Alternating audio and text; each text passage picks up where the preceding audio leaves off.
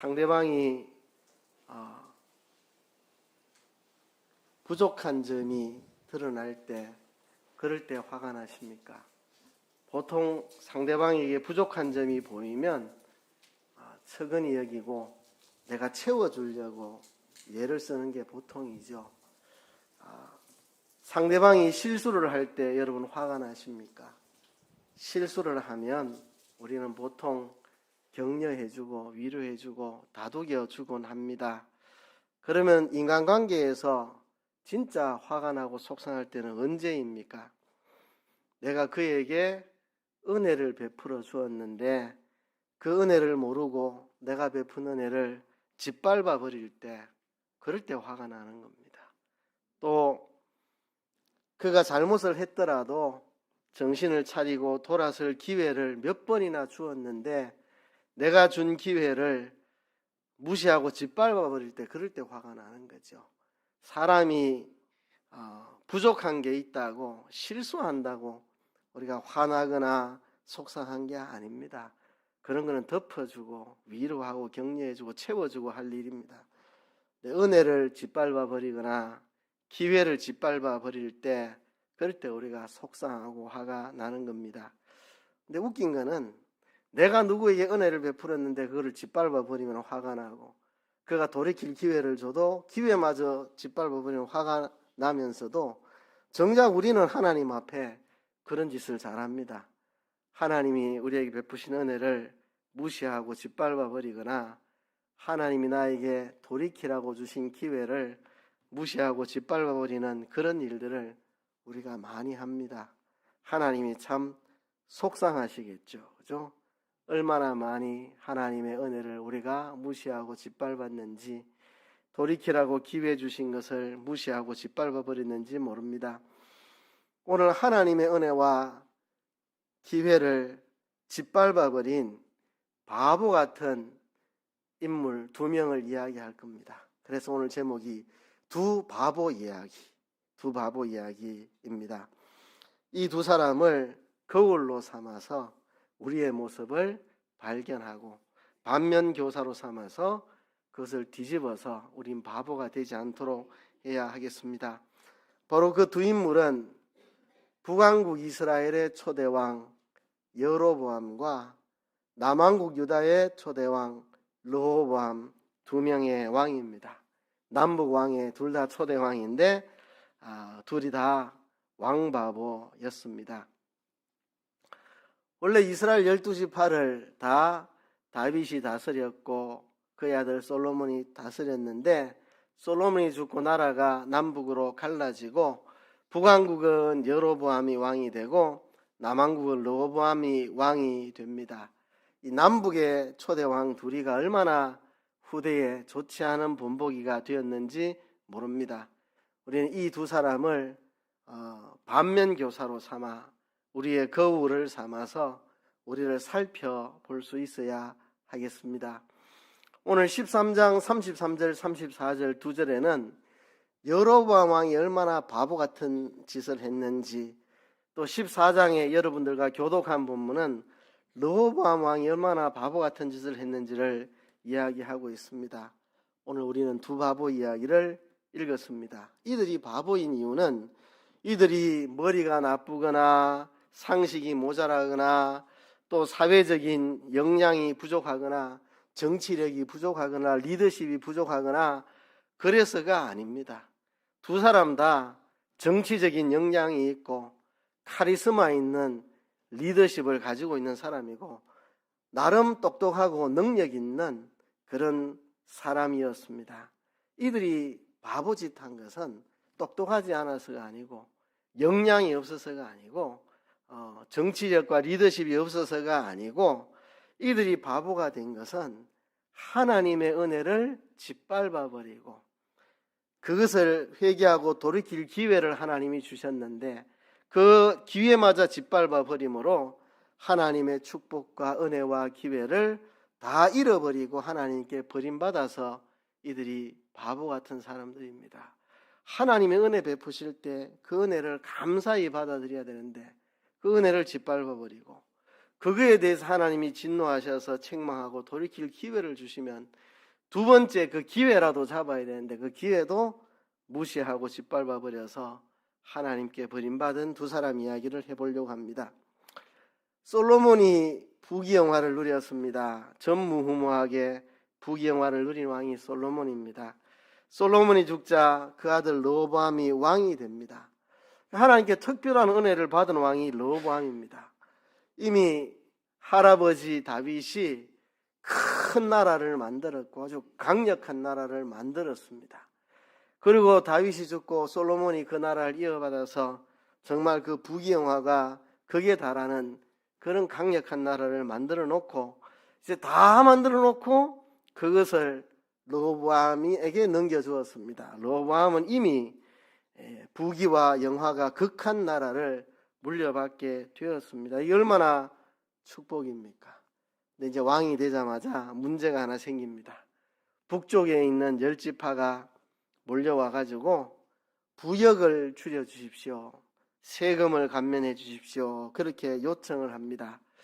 그때 국정자문위원들, 아버지 솔로몬이 왕으로 있을 때 국정자문위원들에게 물어보니까 그들의 요구가 다 옳은 요구입니다. 과거에 솔로몬 왕 때 그들이 너무 세금을 많이 냈고 부역에 너무 지쳤습니다. 이제는 쉬게 해주고 세금도 줄여줘야 마땅합니다 라고 말했는데 이 혈기방장한 이 젊은 르호보암이 마음에 안 들었습니다.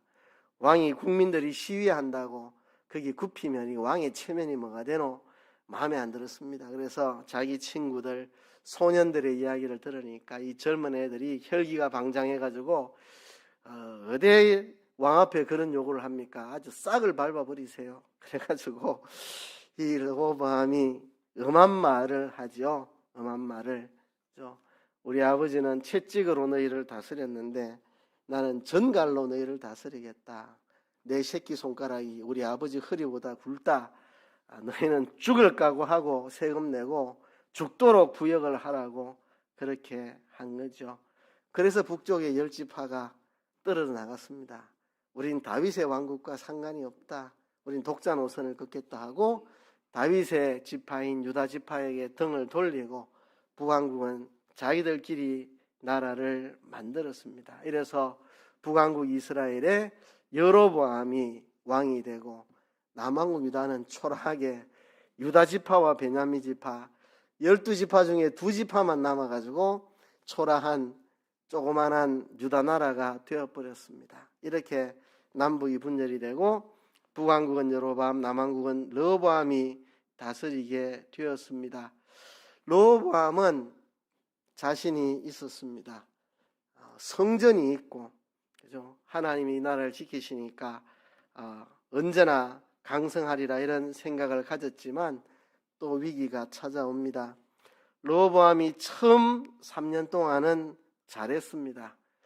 열왕기에는 그런 기록이 없는데 역대기에 보면 르호보암도 왕이 되고 처음 3년 동안은 여호와 보시기에 정직하게 다윗에 가는 길로 걸어갔음을 밝히고 있고 하나님의 은혜를 주셔서 르호보암이 3년 동안 강력한 왕이 되었습니다. 그러자 르호보암이 이제 주제 파악을 못합니다. 주제 파악을. 하나님께 그가 어떤 은혜를 받았는지 그 은혜를 잊어버리고 주제 파악을 못하고 자기가 잘나서 나라가 강성한 것인 양 착각하고 이제 하나님을 버리고 우상을 섬기기 시작을 합니다. 왕이 되고 3년 동안 다윗의 길로 그렇게 걸어갔는데 그 나라를 하나님이 강성하게 만들어주니까 하나님의 은혜도 잊어버리고 주제 파악도 못하고 그래서 하나님을 버리고 우상을 섬기기 시작하죠. 그래서 온 백성들이 그 우상 숭배를 따라가기 시작했습니다. 그러자 하나님의 징계가 옵니다. 르호보암이 왕된 지 5년에 애굽 왕 시삭이 쳐들어옵니다. 근데 병거가 1200대입니다.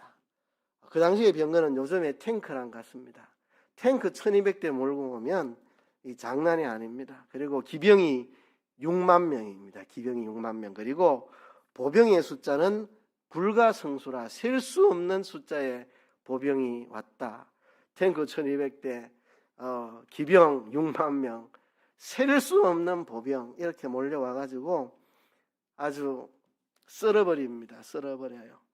헤아릴 수 없는 이 많은 군대가 와서 유다를 싹 쓸어버리고 초토화시킵니다. 그들이 돌아갈 때 왕궁의 보물을 다 싹 틀어갑니다. 여기 보면 솔로몬 시대에 금방패, 큰 금방패를 200개, 작은 금방패를 300개, 모두 500개를 만들었는데 이거 다 빼앗깁니다. 다 빼앗겨요. 여러분, 금으로 방패를 한번 만들어 보세요. 큰 방패 금으로 하나 만들면 어마어마한 값어치겠죠. 그죠? 커다란 방패를 금으로 만들, 그런 게 200개, 작은 방패 300개, 도합 500개의 금방패, 그 어마어마한 값어치의 금방패를 다 빼앗깁니다. 그리고 어떻게 합니까? 금방패하고 색깔이 비슷한 게 뭐죠? 놋방패. 그 색깔이 조금 비슷하잖아요. 그래서 놋방패를 만들어가지고 사용을 했다고 성경은 기록합니다. 이 놋방패는 우리에게 뭔가 의미 있는 상징성을 가지고 있는 겁니다. 여러분, 금방패를 왜 만들었겠습니까? 전투하는 데 쓰려고 금방패 만들었겠습니까? 그렇지는 않을 겁니다. 그러면 여러분 무르잖아요. 철로 방패를 만들어야 그게 군사용 방패지. 금으로 방패 만들면 그게 군사용이 되겠습니까? 금으로 방패를 만든 거는 군사용이라기보다는 정말 이 솔로몬의 왕국이 얼마나 강성한지 그거를 보여주는 어떤 상징성 있는 게 금방패입니다. 금방패로 뭐 전투를 하겠습니까? 금방패를 그 시위대가 사용하는 것은 솔로몬의 나라가 이렇게 영화롭고 이렇게 강성한 나라다는 것을 만천하에 알리는 그런 상징성을 가진 건데 그거 다 뺏기고 놋방패를 들고 있습니다. 색깔은 조금 비슷한데 전혀 아니죠. 그죠? 그래서 그 나라의 영광과 부와 강성함을 다 잃어버리게 되었다는 것입니다. 그래서 쓸쓸하게 놋방패를 들고 있는 이런 모습이 되었다는 것입니다. 자, 이런 모습들을 통해서 우리가 배우는 것이 있습니다. 두 가지를 배웁니다. 첫째는 하나님의 은혜를 멸시하지 말아라. 하나님의 은혜를 잊지 말아라 하는 거죠. 두 번째는 하나님의 기회를 짓밟지 말아라. 하나님 기회 줄 때 그 기회를 무시하지 말아라 하는 겁니다. 이 두 가지 때문에 르호보암과 여로보암 둘은 바보가 됐습니다. 하나님이 그렇게 축복을 베풀어 주셨는데 그걸 다 잃어버리고 초라하게 인생이 끝이 났습니다. 왜? 첫째는 하나님 은혜를 잊어버려가지고, 두 번째는 하나님이 주신 기회를 무시해버려가지고 그들이 비참한 인생을 살게 된 것입니다. 그래서 첫 번째, 하나님의 은혜를 멸시하지 말아라 하는 겁니다. 여러분, 북왕국의 왕 여로보암은 하나님의 은혜를 잊어버렸습니다. 하나님의 은혜를 시시하게 여기고 주제 파악을 못하다가 그의 왕위는 그의 아들 나답까지 2대만 이어지고 나답은 2년밖에 통치 못했습니다. 완전히 여로보암 죽고 그 아들 왕되자마자 2년 만에 여로보암 왕가는 그냥 몰락해버렸습니다. 싹쓸이 당하고 완전히 죽임당하고 집안이 다 몰락하고 왕권은 거기서 끝이 나버렸습니다. 어쩌다가 이렇게 되었는가? 여로보암이 주제 파악을 못했습니다. 원래 여로보암은 솔로몬 왕 때에 솔로몬의 신하 중에 하나였습니다. 그냥 뭐 이름 없는, 별 볼 일 없는 신하 중에 하나였는데 제법 똑똑해 보이니까 솔로몬이 그를 감독관으로 세웠습니다. 그렇게 솔로몬의 감독관에 불과했고 왕족도 아니었습니다. 왕족도 아닌데 솔로몬이 말기에 우상을 섬기고 하나님 기쁘시게 살지 못하자 하나님이 솔로몬을 형벌하시기 위해서 아히야 선지자를 여로보암에게 보내서 여로보암에게 네가 10지파를 차지하게 될 것이다. 그렇게 예언을 해가지고 왕이 된 사람입니다. 그냥 왕족도 아니고 신하 중에 하나인데 좀 똑똑해서 그냥 솔로몬의 눈에 들어가지고 감독관으로 삼았던 그런 사람에 불과한 사람인데 솔로몬의 범죄를 하나님이 징계하시느라고 12지파 중에 10지파를 떼어서 다윗 왕국에서 떼어내는 그런 과정 속에 그가 하나님의 은혜를 입어서 왕이 된 사람입니다. 그러면 감사할 줄 알아야 되죠. 그렇죠? 자기가 왕 된 게 뭐 자기가 잘났습니까? 똑똑했습니까? 왕족입니까? 뭐 아무것도 아닌 존재인데 하나님의 은혜로 솔로몬의 왕국을 10지파를 떼서 분리를 시키려고 하나님이 하는데 누구에게 이 나라를 맡길까? 하나님이 이 여로보암에게 이 나라를 맡긴 겁니다. 그러면 감사하고 황송하게 생각하고 하나님의 은혜를 잊지 않고 하나님의 뜻을 따라 순종해서 나라를 잘 이끌어 가야 되겠죠. 그러나 여로보암은 그렇게 하지 않았습니다. 하나님 은혜를 잊어버리고 주제를 잊어버렸습니다. 14장 7절에 보면 가서 여로보암에게 고하라. 이스라엘 하나님 여호와의 말씀이 내가 너를 백성 중에서 들어 내 백성 이스라엘의 주권자가 되게 하고 나라를 다윗의 집에서 찢어내어 네게 주었거늘 너는 내 종 다윗이 나의 명령을 지켜 전심으로 나를 쫓으며 나보기에 정직한 일만 행하였은가 같지 아니하고 너의 이전 사람들보다도 악을 행하고 가서 너를 위하여 다른 신을 만들며 우상을 부어 만들어 나의 노를 격발하고 나를 내 등 뒤에 버렸도다. 네가 10지파의 왕이 될 텐데 다윗에 갔던 그 길을 따라 행하라고 하나님이 아이야 선지자를 통해 말씀을 하셨는데 그 하나님의 은혜를 잊어버리고 그래서 아이야 선지자를 통해 10지파를 너에게 준다 할 때 다윗에 걸어간 그 길로 전심으로 하나님을 쫓으라고 했지만 하나님을 등 뒤에 버려버렸다. 그래서 하나님이 그 집에 재앙을 내려서 그의 왕가를 올라가게 하나님이 만들으셨다는 겁니다. 여로보암이 무슨 짓을 했습니까? 왕이 된 다음에 절기만 되면 북왕국 이스라엘 사람들이 남왕국에 있는 예루살렘에 가서 하나님을 예배하고 그러다가 백성들의 마음이 남왕국으로 돌아갈까 봐 겁이 나가지고 금송아지 둘을 만들어가지고 하나는 저 북쪽 단에다가 하나는 남쪽 베델에다가 만들어서 이 금송아지가 너희 하나님 여호와다 이러면서 금송아지를 섬기게 만들었습니다. 그래서 성전도 새로 저끼리 만들고 제사장도 레위지파 제사장이 아니라 저거 멋대로 엉터리 제사장을 세우고 절기도 날짜를 바꾸어서 엉터리 절기를 만들고 그렇게 해서 금송아지를 숭배하게 만들었습니다. 이게 바로 하나님의 은혜를 잊어버리고 주제 파악을 못한 거죠. 그래서 망하게 된 겁니다. 르호보암도 마찬가지입니다. 르호보암은 정말 위대한 다윗 왕이 만든 큰 나라, 하나님께 복받아서 강성한 나라, 솔로몬이 이어받아서 하나님의 복을 받아 큰 나라가 된 그 나라를 이어받았는데 그런데 3년이 지나자 하나님을 버리고 우상 숭배를 합니다. 그래서 왕 때문에 백성들도 다 우상 숭배에 같이 빠지게 그렇게 만들었습니다. 그렇죠? 그렇게 하나님의 은혜를 잊어버리고 주제 파악을 못하니까 르호보암도 하나님 앞에 버림을 받습니다.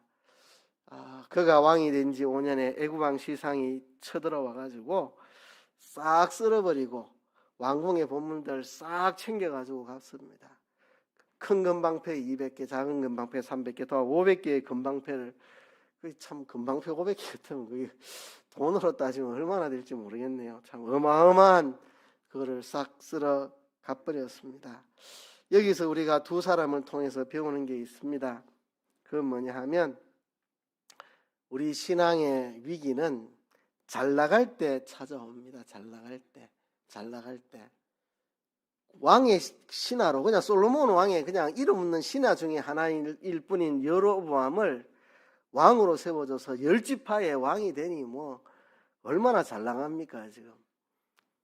그럴 때 하나님의 은혜를 잊어버리고 주제 파악을 못하고 하나님을 등지고 그러다가 결국은 망하는 길을 간 겁니다. 르호보암 왕 정말 하나님 은혜로 그 큰 솔로몬의 왕국을 이어받았는데 하나님 은혜를 잊어버리고 3년 만에 돌아서서 하나님 버리고 우상을 섬기고 백성들도 우상 섬기게 하고 그것 때문에 두 바보가 망하게 된 겁니다. 참 안타깝습니다. 저는 초신자 때 성경을 읽으면서 이 부분에서 너무 속상해 죽겠더라고요.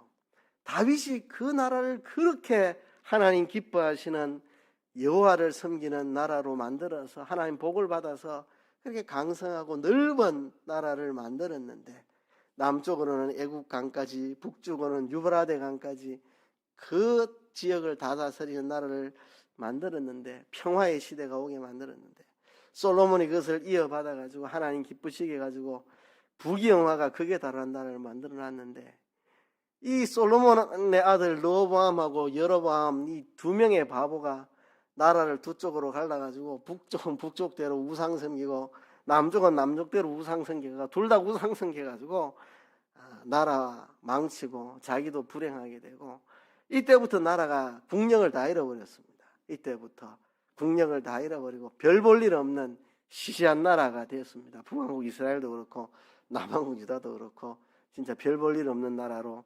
내리닫기 시작하는 거죠. 이 두 바보 같은 사람 탄식이 나오더라고요. 여로보암은 아무것도 아닌 그냥 신하 중에 하나가 왕이 되었으면 자기가 잘나서 된 게 아니고 솔로몬 왕의 범죄 때문에 하나님이 솔로몬 징계하느라고 자기는 세상 말로 하면 어부지리로 왕이 된 사람인데 그러면 감사한 줄 알고 아이야 선지자가 시키는 대로 다윗의 길로 걸어갔으면 그 나라가 참 하나님 기뻐하셔서 강성한 나라가 됐을 텐데 그리고 여로보암의 왕조가 계속 이어졌을 텐데 이 바보 같은 게 하나님 은혜를 잊어버리고 우상 섬겨가지고 나라를 그렇게 비참하게 만들고 자기 왕가도 완전히 다 몰락하게 되고 르호보암도 3년 하나님을 잘 섬기다가 3년 만에 마음이 돌아서가지고 우상 섬겨가지고 나라도 망치고 자기도 참 체면이 다 깎이게 건방패는 사라지고 놋방패 들고 참 초라한 나라로 바뀌어버린 거 하나님의 은혜를 잊어버리고 주제를 잊어버릴 때 그런 일이 생겨나게 된 것입니다. 두 번째는요, 하나님의 기회를 멸시하지 말아야 합니다. 하나님이 회개하러 주신 기회를 우리가 무시하면 안 됩니다. 우리가 사람인 이상 실수도 하고 부족한 점도 있고 넘어지고 합니다. 안 그런 사람 누가 있습니까? 담임 목사인 저부터 여러분들까지 실수 안 하고 안 넘어지고 그런 사람 누가 있습니까? 한 번씩 넘어지고. 근데 중요한 거는 실수했더라도 다시 돌이키는 게 이게 중요한 거고 넘어졌더라도 다시 일어서는 게 중요한 거잖아요. 그죠? 우리 맨날 넘어졌다가 일어섭니다. 그냥 우리 육신적으로도 한 번씩 잘 넘어지잖아요. 어디 걸려가 넘어지면 또 일어서고 또 일어서고 우리 영적으로도 넘어졌다가 일어서고 항상 그렇게 하는 거잖아요. 하나님이 일어서라고 돌이키라고 기회 주실 때 그거를 받아들이지 않는 하나님의 경고를 무시하는 그것이 바보 같은 짓입니다. 북왕국 여로보암이 하나님의 경고를 받습니다. 하나님이 그래도 북왕국 왕 여로보암을 사랑하셔서 남왕국에 있는 선지자 하나를 북왕국까지 보냅니다. 하나님의 특별한 배려입니다. 남왕국의 선지자를 북왕국에 보내가지고 여로보암을 경고하는 그런 일을 했습니다. 얼마나 감사한 일입니까? 그렇죠? 기회를 주시는 겁니다. 지금이라도 네가 돌이키면 내가 다 용서하고 너를 축복하겠다고 하시는 건데요. 남왕국의 선지자가 가가지고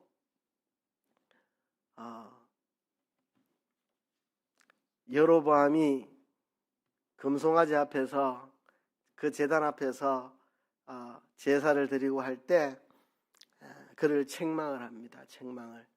그러자 여로보암이 이 선자를 잡으려고 손을 뻗는데 그 손이 말라버렸습니다. 말라버렸어요. 그러면 이제 정신 차려야 되죠. 남왕국에서 온 선지자가 여로보암의 잘못을 책망을 하는데 그 책망을 듣고 돌이킬 기회를 줬는데 안 돌이켰어요. 그래서 잡으려고 손을 뻗었는데 손이 말라버렸어요. 손이 움직이질 않아요. 그러면 이제 또 한 번 더 기회를 주는 거잖아요. 그렇죠? 선지자가 책망했는데 기회를 줬는데 안 들었지만 손을 뻗었는데 손이 말라버렸어요. 그 기회 줬는데 그죠? 그리고 다시 그 손이 멀쩡해지도록 만들어주고 그리고 그가 제사 드리는 제단이 갈라져서 다 쏟아져 버리는 3번의 기적을 보여줬는데, 손이 말라버리는 거, 마른 손이 다시 돌아오는 거, 제단이 그냥 스스로 깨져가지고 다 쏟아지는 이 3가지 기적을 보여줬는데, 그러면 돌이킬 만한데 돌이키지 않았습니다. 오늘 읽은 열왕기상 13장 33절에 보면 여로보암이 이 일 후에도 그 악한 길에서 떠나 돌이키지 아니하고 다시 보통 백성으로 산당의 제사장을 삼되 누구든지 자원하면 그 사람으로 산당의 제사장을 삼았으므로 했습니다.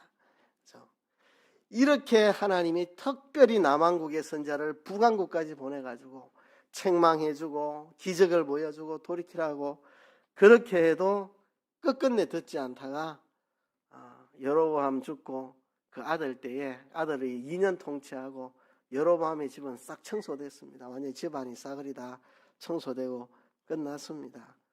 참 어리석고 불쌍한 사람이죠. 그죠? 하나님이 기회 주시면 좀 돌이키면 되는데 그 기회를 짓밟아버리는 남한국 르호보암에게도 기회가 왔습니다. 르호보암 왕은 우상을 섬기고 백성을 우상 섬기는 길로 인도하고 잘못된 길로 갔을 때 스마야라고 하는 선지자를 하나님이 보내셨습니다. 너희가 나를 버렸으므로 나도 너희를 버려 시삭의 손에 붙였느니라. 너희가 나를 버렸기 때문에 나도 너희를 버려서 애국왕 시삭에게 이렇게 비참하게 당하게 내가 만들었다. 회개하라고 스마야를 보냈습니다. 근데 르호보암은 여로보암보다는 조금 나은 인간입니다. 역대하 12장에 보면 르호보암이 스스로 겸비하였고 유다의 선한 일도 있으므로 여호와께서 노를 돌이키사 다 멸하지 아니하셨더라. 스마야의 예언을 듣고 르호보암은 겸비하였다. 이 하나님이 돌이키라고 주신 그 기회를 그래도 르호보암은 잃지 않고 겸비하였다는 거죠. 그래서 르호보암은 완전히 멸해지지 않고 금방패가 놋방패로 된 정도에서 하나님이 그에게 은혜를 베푸셔서 더 이상 그들을 면하지는 않았다. 성경 그렇게 기록합니다. 그냥 하나님의 은혜를 저버렸기 때문에 금방패가 놋방패로 되는 그런 수치를 당하고 거기서 끝나고 하나님이 더 이상 그를 멸하지 않고 자비를 베풀어 주셨다고 합니다. 성경은 그렇게 말하고 있습니다. 그래서 우리가 여기서 받을 교훈이 있습니다. 하나님이 회개할 기회를 주실 때 그것을 무시하지 말고 회개해야 됩니다. 쓰러졌더라도 다시 일어서고요. 우리가 하나님 앞에 잘못할 때마다 하나님이 우리에게 돌이키라고 기회 주실 때 다시 일어설 수 있는 우리가 되어야 되겠습니다. 하나님의 마음은 이 경찰 같은 마음이 아닙니다. 경찰 같은 마음, 그죠? 적발하고 심판하고 그런 하나님이 아니라 어머니의 마음이 하나님의 마음입니다. 그죠?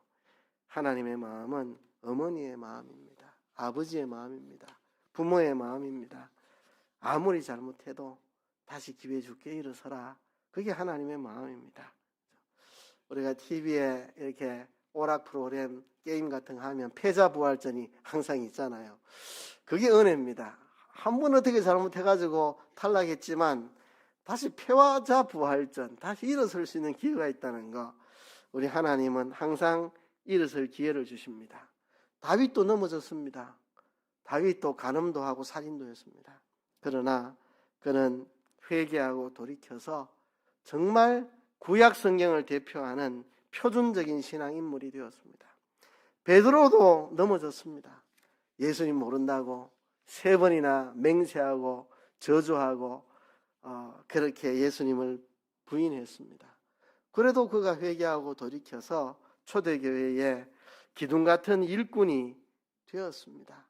그러니까 하나님은 우리의 연약함을 아시고 우리가 쓰러져도 다시 일어설 기회를 주시고 다시 하나님 주신 기회에 일어서면 다윗과 같이 구약의 표준적인 인물을 만들어주고 베드로같이 신약의 교회의 기둥 같은 인물로 세워주십니다.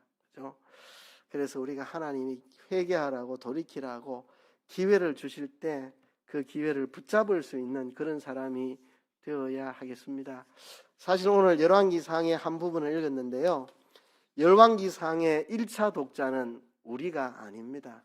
열왕기상이 처음 기록될 때는 우리 읽으라고 기록된 게 아니고 바벨론에 포로되어 가 있는 비참한 유다나라 포로들에게 읽으라고 써준 겁니다. 물론 2차적으로 궁극적으로는 우리 읽으라고 써주신 게 맞는데 직접적으로는 1차적으로는 우리가 아니라 바벨론에 포로 잡혀간 유다 백성들 읽으라고 써준 게 이 열왕기상합니다. 왜 써줬겠습니까? 너가 그토록 하나님의 은혜를 잊어버리고 하나님께 등 돌리다가 극골된 줄 알아라. 이제 두 번 다시는 하나님의 은혜를 잊지 말아라. 하나님이 너희가 돌이킬 기회를 주려고 얼마나 애를 썼는데 지금 로보암, 여로보암 한 사람 이야기지 그 뒤에 왕들이 수없이 있었고 그때마다 하나님 돌이킬 기회를 늘 주셨는데 너희들이 그 기회를 짓밟고 돌이키지 않아가지고 지금 이 모양 이 꼴로 바벨론의 포로 끌려가서 이 비참한 삶을 살고 있는 거 아니냐. 그러니 제발 부탁한다. 하나님의 은혜를 짓밟지 말고 하나님의 은혜를 잊어버리지 말아라. 그리고 하나님이 돌이키라고 기회 줄 때 제발 돌이킬 수 있는 그런 사람이 되라. 바벨론 포로가 있는 유다 백성들에게 써준 게 이 열왕기 상하입니다. 그들 읽으라고. 너희들이 왜 이렇게 된 줄 아느냐. 하나님 은혜를 잊어버려서 그리고 하나님 주신 기회를 무시해가고 이렇게 되었다. 이제 두 번 다시는 하나님의 은혜를 저버리지 말고 두 번 다시는 하나님이 주시는 기회를 무시하지 말아라. 그 이야기 하는 겁니다. 물론 이 말씀의 2차 독자는 궁극적으로 우리들입니다. 오늘 우리들에게 이 사건을 너희의 거울로 삼아라. 너희의 거울로 삼아서 하나님의 은혜를 잊지 말아라. 하나님이 돌이키는 기회를 주실 때 멸시하지 말아라. 그 이야기를 우리에게 하는 것입니다. 이 시간 우리 하나님 앞에 기도합시다. 우리도 바보가 되지 않도록 하나님 주신 은혜와 축복을 빼앗기는 바보가 되지 않도록 하나님의 은혜를 잊지 않는 우리들 되게 해주세요. 하나님이 돌이킬 기회를 주실 때 냉큼 돌이키는 지혜로운 사람 되게 해주세요. 통성으로 한번 기도하겠습니다.